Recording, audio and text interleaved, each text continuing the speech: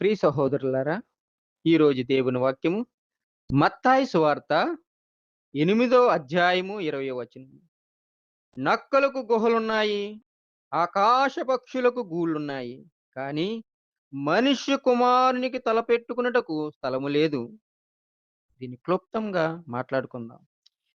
యేసయ్యకు ఈ లోకంలో సొంత ఇల్లు లేదు.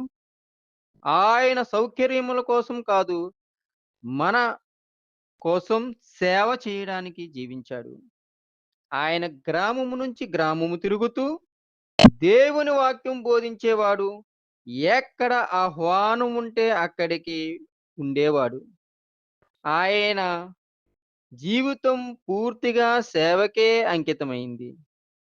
మనకు ఇది ఒక పాఠంగా తీసుకుని సౌకర్యాల కంటే సేవ, ప్రేమ, దేవుని పని ముఖ్యమని, మన జీవితం కూడా ఇతరులకు ఉపయోగపడేలాగా ఉండాలని ఈ చిన్న వాక్యము దేవుడు ఆశీర్వదించును గాక.